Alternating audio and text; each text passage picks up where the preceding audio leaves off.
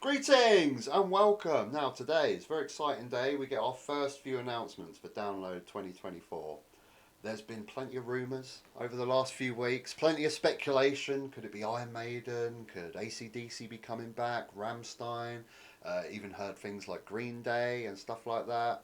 Are we getting any of those bands? No, we're not. But this is who we're getting. So,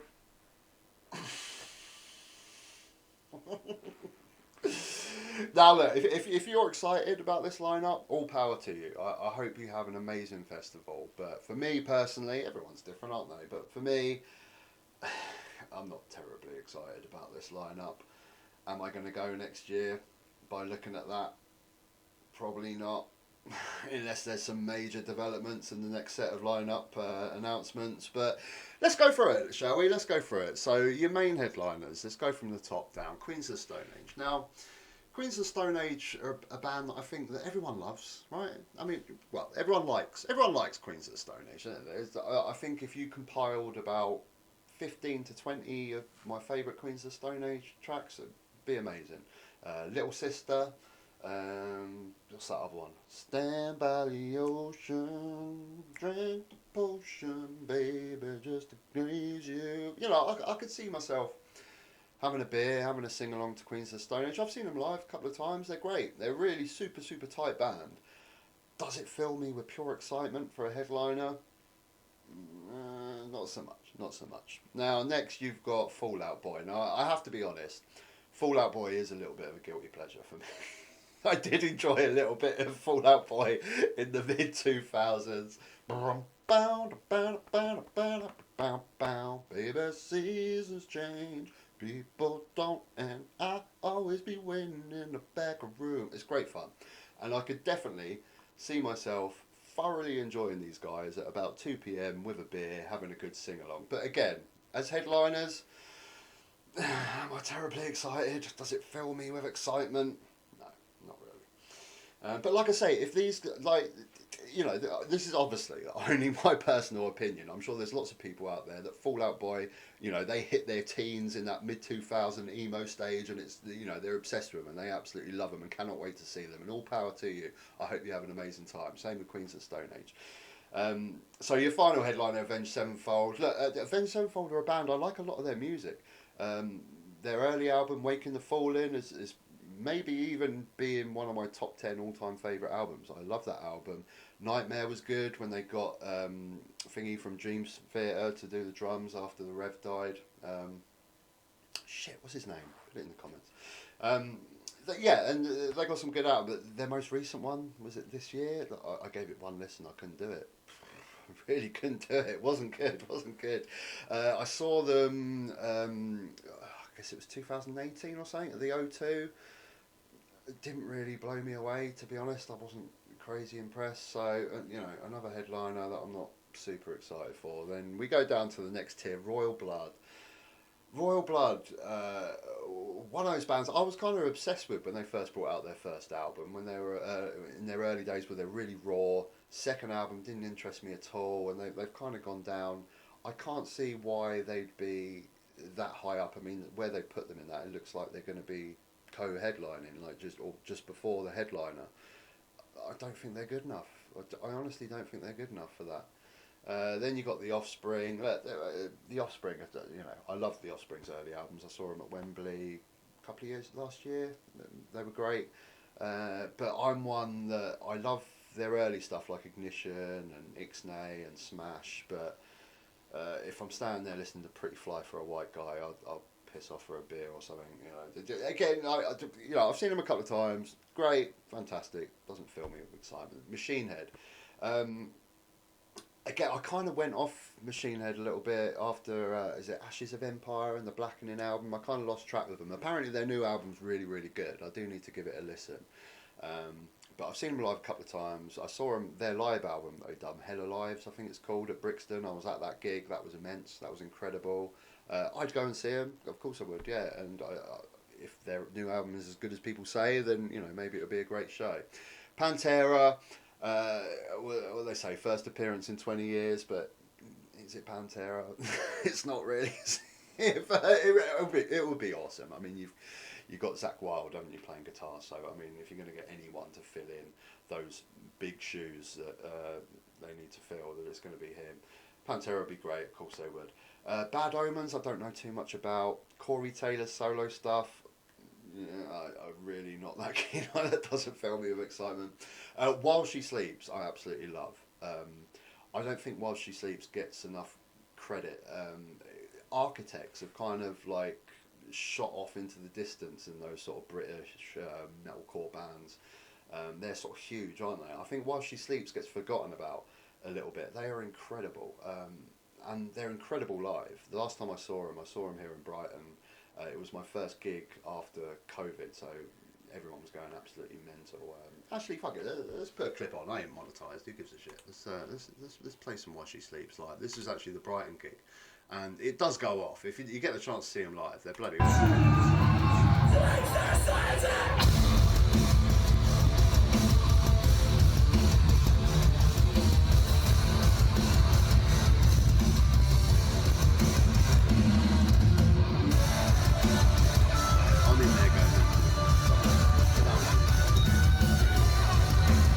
But yeah, While She Sleeps, incredible band. Really, really excited for those guys. Sum 41, yeah, it'd be fun. Of course, it would be fun to see Sum 41. It would be fun to see Sum 41. Of course, you know. Again, it's not filling me with crazy excitement. Billy Talent, a friend of mine's really into. I'm sure I'd go along. The Used. Baby Metal now. Baby Metal, when they first came out, Baby Metal was absolutely mega fan of them. Their first 3 albums I still absolutely love. I've seen them every single time they've come to London. I saw them originally when they played that little show in Camden, the Kentish Town Forum, and then they played Brixton, and then they played Wembley, and then after that they played Hammersmith. I saw them at every single one of those, and they are fantastic. They're brilliant live. Their recent album I can't get on with at all. It's they've turned serious, which is not the reason that I like Baby Metal. I love Baby Metal because they were fun. They were a super, super fun band, but their most recent album bored me to tears. It really did. So obviously, I'd go see them live. I'd grab a beer for the new stuff, but if they play a lot of the early stuff and we can jump around and have a dance and have some fun, it'd be great. It'd be great. Bowling for Soup, never a band that I've been into. Never. I mean, I'm hit and miss with pop punk as it is, and let alone those guys. If I can't even read your logo, then generally I don't like I don't like the bands. I'm sorry, but if it's black metal is just something that I've tried so hard to get into over the years. We have a lot of black metal gigs here in Brighton, and I've been to some, and I really have tried to get into black metal, but it's a tough. I can't do it. I can't do it. So a lot of these bands I don't like. I don't know either of those 3. I don't know any of them. Biohazard, I've heard of them. I don't know too much about them. Fear Factory, I'm sure would be good fun. You know, let's hear a little bit of Lynchpin.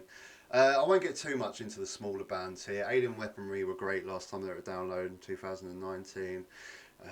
Bleed Within are a good band from Scotland, aren't they? But the one out of these small bands that I am definitely most excited about, I see Elvana making another appearance. And, you know, like, I saw them in 2019 at Download, Elvana, and they were fantastic. I was like, this is brilliant.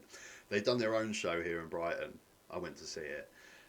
They were at Download last year, and I was like, yeah, okay, I know what you're about now. The novelty's kind of worn off a little bit. But they're back again, and I'm sure they'll have a huge crowd. Bloody Hoobastank. That's an interesting one. That would be fun. But yeah, most of these bands I don't know. Dying Fetus, of course. But the one that I'm excited about out of these small ones is Hanabi. That would be brilliant. A little 4-piece female metal band from Japan are absolutely amazing. Actually, fuck it, why not? Let's put some Hanabi on, shall we? I ain't monetised. Who cares? Let's check out some Hanabi live.